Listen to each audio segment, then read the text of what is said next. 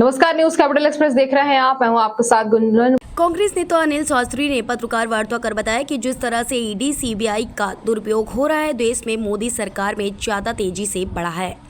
डरा धमकाकर वोटिंग करवाई जा रही है कई राज्यों में। अनिल शास्त्री ने भारतीय जनता पार्टी पर जमकर हमला बोला। देश में जिस तरह से डर का माहौल बनाया जा रहा है ईडी सीबीआई इनकम टैक्स के द्वारा विपक्ष के नेताओं पर, उससे लगता है देश में भाजपा सरकार तानाशाही बनी हुई है। मोदी की गारंटी झूठ की गारंटी है, सारी चुनावी जुमले हैं। इन्होंने 10 साल में एक भी गारंटी को पूरा नहीं किया। इलेक्टोरल बॉन्ड पर भी जमकर निशाना साधा। कांग्रेस नेता अनिल शास्त्री ने किसान साल भर से आंदोलन कर रहे हैं अपनी मांगों को लेकर, मगर इनको कोई सिकन तक नहीं पड़ी। मतदाताओं से अपील है कि इनको अगर वोट दिया तो महंगाई और ज्यादा होगी, देश में और बेरोजगारी भी बढ़ेगी। बीजेपी झूठा वादा कर रही है। देश की जनता से सर्जिकल स्ट्राइक पर भी सवाल उठाए अनिल शास्त्री ने। नरेंद्र मोदी अगर 56 इंच की बात करते हैं तो चीन पर प्रहार करके दिखाएं। चीन ने भारत की जमीन पर कब्जा कर लिया है, मगर मोदी जी ने एक भी शब्द नहीं बोल रहे हैं चीन के लिए। कि किस तरह से विरोध पक्ष को, विरोधियों को, जो अपोजिशन पार्टीज हैं, चाहे वो कांग्रेस पार्टी हो, चाहे वो आम आदमी पार्टी हो, चाहे वो जनता दल यूनाइटेड हो, जनता दल राष्ट्रीय जनता दल हो, इन सब के खिलाफ जो है एक के बाद ये लोग प्रहार कर रहे हैं। जहाँ तक चुनाव का सवाल है, हमारी गारंटीज आपके समक्ष हैं, कई बार बोल चुके हैं, और हम ये आश्वस्त करते हैं मतदाताओं को कि ये गारंटी जो राहुल गांधी की गारंटी है, कांग्रेस पार्टी की गारंटी है, इन गारंटीज़ को पूरा किया जाएगा। ये चुनावी जुमले नहीं हैं, जिस तरह से चुनावी जुमले भारतीय जनता पार्टी कर रहे हैं, और उन्होंने खुद इसको एडमिट किया, इसको स्वीकार किया है। जब 2014 में 15 लाख रुपए बैंक में डालने की बात की, इन लोगों ने आश्वस्त किया उस समय के मतदाताओं को, और बाद में जब ये नहीं हुआ और ये पूछा गया तो आज के गृह मंत्री और बीजेपी के वरिष्ठ नेता अमित शाह ने कहा ये तो चुनावी जुमले थे। मोदी जी की जितनी भी गारंटीज़ हैं, जो बड़े बड़े होर्डिंग लगे हैं, ये सारे चुनावी जुमले हैं। इनमें कोई भी ऐसा गारंटी नहीं है जिसको ये पूरा करेंगे, ना इन्होंने पिछले 10 वर्षों में किया। आज अगर हम भ्रष्टाचार की बात करते हैं, जैसे अभी मैंने बताया ईडी वगैरह का दुरुपयोग, इन्होंने इलेक्ट्रल बॉन्ड्स का किस तरह से इस्तेमाल किया। 6,500 करोड़ रुपए के इलेक्ट्रल बॉन्ड बीजेपी के अंदर गए, और इसके बारे में कोई चर्चा नहीं, ना तो चुनाव आयोग ने कोई चर्चा करी, ना कोई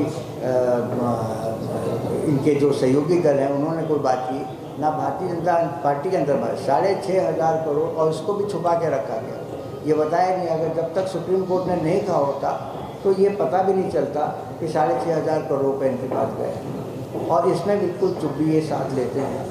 और ये बड़ी अफसोस की बात है कि इतने बड़े कांड के बाद, भ्रष्टाचार के कांड के बाद, इस भ्रष्टाचार के कांड के बाद कोई बोल नहीं रहा है। ना प्रधानमंत्री की तरफ से कोई सफाई आई है, ना किसी उनके मंत्री की तरफ से सफाई आई है, या बीजेपी के प्रवक्ता की तरफ से कोई सफाई आई है। ये पूरी तरह से संवेदनशील हो गए, नरेंद्र मोदी खुद संवेदनशील हो गए, और ये जो उनकी जो इनसेंसिटिविटी है, जिस तरह से संवेदनशीलता, ये इनसेंसिटिविटी इन्होंने दिखाई, चाहे वो किसानों का मामला हो, साल भर से ऊपर किसान जो है प्रोटेस्ट करते रहे, आंदोलन करते रहे, कोई फर्क नहीं पड़ा, शिकन तक नहीं आई चेहरे पर। फिर हमारे जो पहलवान हैं उन्होंने किया, उनकी उल्टी पिटाई कर दी दिल्ली की सड़कों पर। और इसी तरह से महिलाओं के साथ जहाँ जहाँ अत्याचार हुआ उस पर भी इन्होंने कोई अपनी संवेदनशीलता नहीं दिखाई, कोई सेंसिटिविटी नहीं दिखाई। तो मेरा मतदाताओं से यही अनुरोध है कि जिस तरह से ये आपके दुख दर्द के प्रति इनसेंसिटिव हो गए हैं, बिल्कुल सेंसिटिविटी नहीं है, संवेदनशील नहीं है, इनको वोट देने का मतलब ये हुआ कि आपको आगे और दिक्कतों का सामना करना पड़ेगा। महंगाई चरम सीमा पर है। एक मैं अलग अलग आइटम का नहीं बता रहा हूँ, लेकिन सब हम जानते हैं। डीजल यूपीए सरकार के दौरान उसका क्या प्राइस था, पेट्रोल का क्या दाम था, दाल चावल का क्या दाम था, ये हम सब जानते हैं। सब दुगने तिगने हो चुके हैं। और इस समय सबसे बड़ी समस्या महंगाई के साथ साथ बेरोज़गारी की। बेरोज़गारी की बात करते हैं, 2 करोड़ लोगों को नौकरी की देने की बात करते हैं। देखिए, एक छोटी सी चीज़ है, जो थोड़ा सा अर्थव्यवस्था को समझता है वो इस बात को जानता है कि हमारा अगर इकोनॉमिक ग्रोथ जो है 6.5% है, तो 6.5% से 2 करोड़ लोगों को नौकरी नहीं दी जा सकती है। कम से कम 11 से 12%, जब तक, ये मैं नहीं कह रहा हूँ, ये अर्थशास्त्र कह रहा है कि अगर 11 से 12% इकोनॉमिक ग्रोथ होता है तभी 2 करोड़ नौकरी दी जा सकती है। तो ये पूरा झूठा वादा कर रहे हैं, ये होना नहीं है, ना हुआ है और ना होगा। जहाँ तक हमारे पड़ोसी देशों के साथ संबंध के सवाल है, हमारे संबंध नेपाल से खराब हुए हैं मोदी सरकार के आने के बाद। हमारे संबंध मालदीव के खिलाफ खराब हुए हैं, हमारे संबंध श्रीलंका से खराब हुए हैं। और उसका इन सभी मुल्कों का, जो हमारे पड़ोसी देश हैं, पाकिस्तान तो पहले से था, इनका सारा झुकाव जो है अब चीन की तरफ बढ़ता जा रहा है। हमारे ज़मीनों पर कब्जा हुआ, ये बात करते हैं। अभी रक्षा मंत्री राजनाथ सिंह जी का बयान आया था कि वो घुसकर पाकिस्तान में टेररिस्ट को मारेंगे, आतंकवादियों को मारेंगे।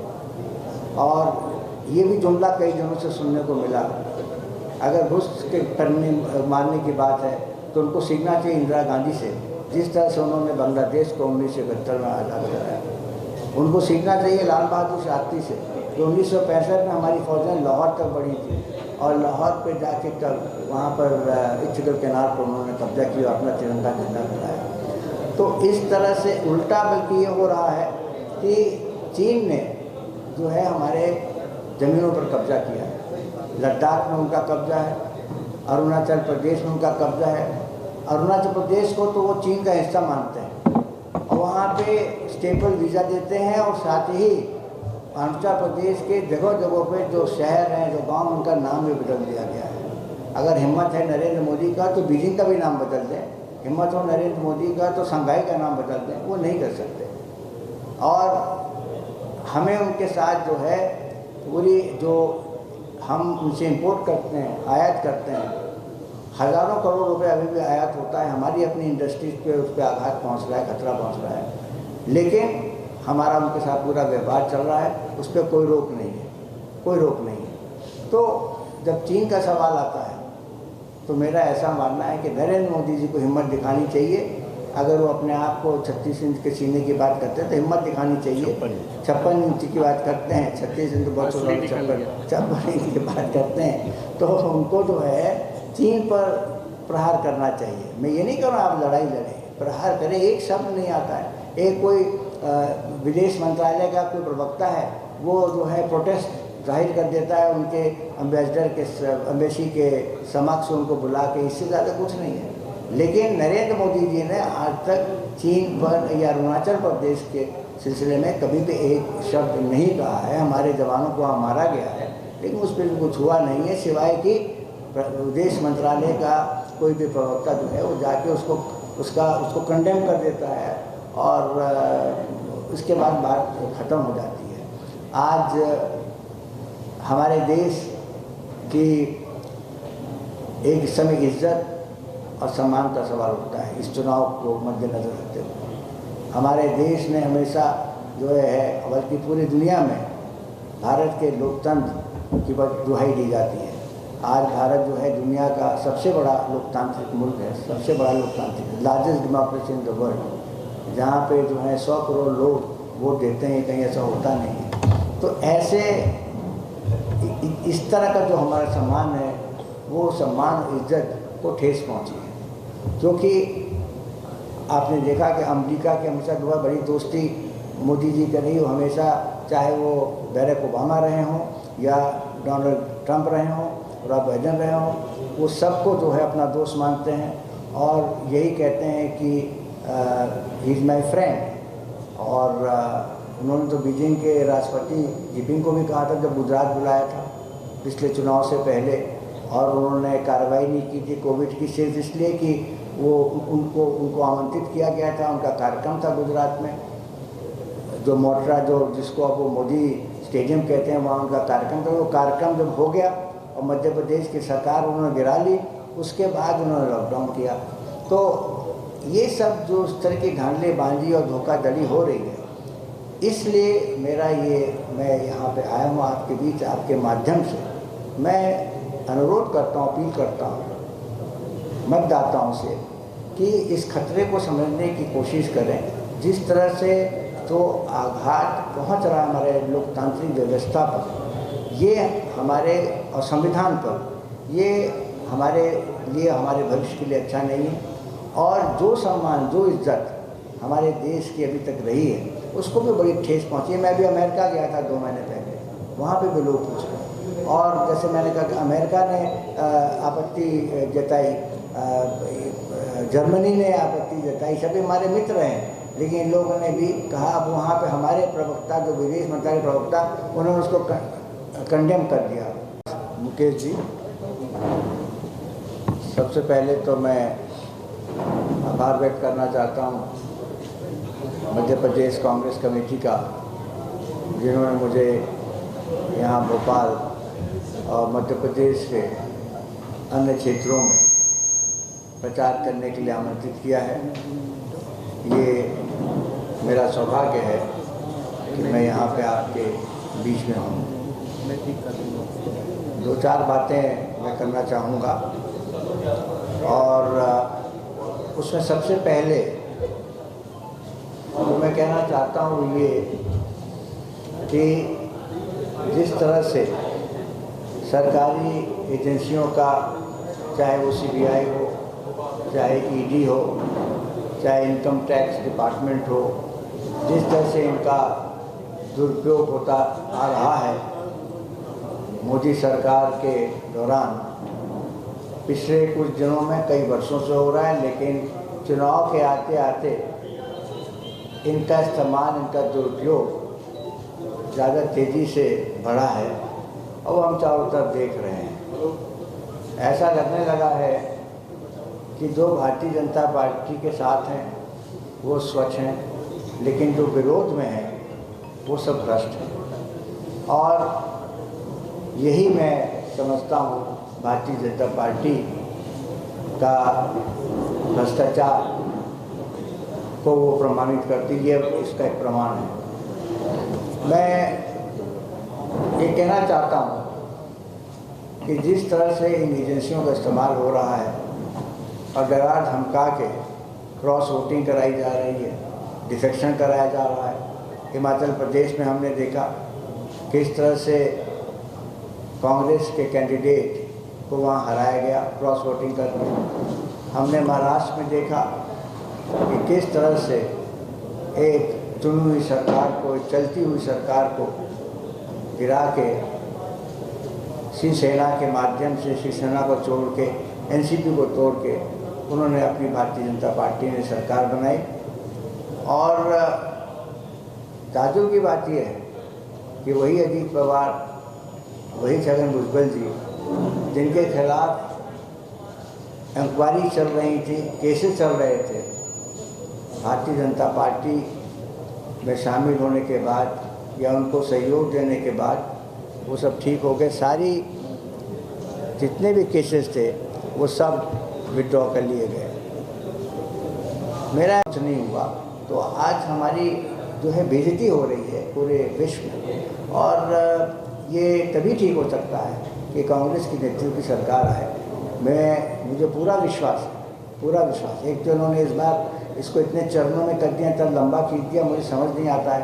15 मई के आसपास नई सरकार का गठन हो जाता है, और इस बार जो है जून में जाके होगा, इसको 1 महीने आगे बढ़ाया गया है। इसके भी पीछे कई राज होंगे और मैं उसमें ज़्यादा डिटेल में नहीं जाना चाहता, लेकिन आज आवश्यकता इस बात की है कि इस सरकार को हटाना है, नरेंद्र मोदी की सरकार को हटाना है और कांग्रेस के नेतृत्व वाली सरकार को हमें लाना है।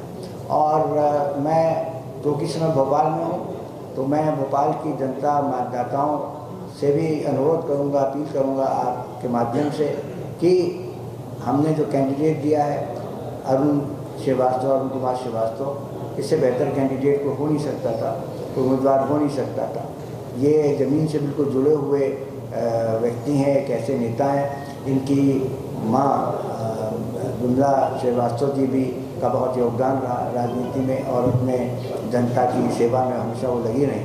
और मुझे पूरा विश्वास है कि अरुण श्रीवास्तव जी से भी जो उम्मीदें हमारे भोपाल की जनता मतदाताओं की हैं, उस पर वो पूरी तरह से खरे उतरेंगे। और कल मैंने एक मीटिंग भी ली थी और मैंने देखा जिस प्रकार का जोश जो मैंने देखा लोगों में उस मीटिंग में, उससे मुझे पूरा विश्वास है कि 7 मई को आगामी 7 मई को अरुण श्रीवास्तव जी को भोपाल की जनता, भोपाल के मतदाता उनको वोट देंगे और भारी मतों से जिताएंगे। मैं इस यकीन के साथ अपनी बात समाप्त करता हूं कि 4 जून को नतीजे आने के बाद हमारे देश में एक बार फिर से कांग्रेस के नेतृत्व वाली सरकार बनेगी और ये जितने लोग जेल गए हैं बीजेपी के इशारे पे, इन सबको जो है रिहाई दी जाएगी। अब यहाँ देखिए कि आतिशी जो मंत्री हैं दिल्ली में, उन्होंने खुलेआम इस बात को कहा कि उनको धमकी दी गई कि आप अगर 1 महीने के अंदर आपने बीजेपी आम आदमी पार्टी नहीं छोड़ी, बीजेपी में नहीं आए तो ये आपके खिलाफ कार्रवाई होगी, आपके ईडी पहुंच जाएगी। कितने शर्म की बात है, कितने शर्म की बात है कि वो बार बार कह रहे हैं लोग कि अरविंद केजरीवाल का शुगर लेवल 300 हो गया है और 300 में इंसुलिन दी जाती है, लेकिन उनको इंसुलिन नहीं दिया जा रहा है। तो ये बिल्कुल बात साफ नज़र आ रही है कि पूरी तरह से एक डिक्टेटरशिप हो गई है।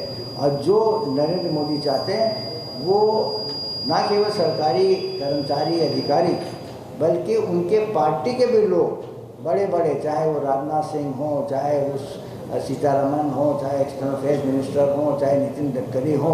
नितिन गडकरी जी का नाम पहले लिस्ट में नहीं आया, लेकिन एक शब्द किसी ने कुछ नहीं बोला। आज किसी की हिम्मत नहीं है भारतीय जनता पार्टी के अंदर भी कि वो नरेंद्र मोदी के खिलाफ एक शब्द भी कह सकें। इस तरह का प्रधानमंत्री हमारे देश के भविष्य के लिए अच्छा नहीं है और इनको 4 जून के चुनाव नतीजे में हम देखेंगे कि इनको जनता इनको अपने ठिकाने लगाएगी और कांग्रेस सरकार चुनेगी। धन्यवाद। जय हिंद।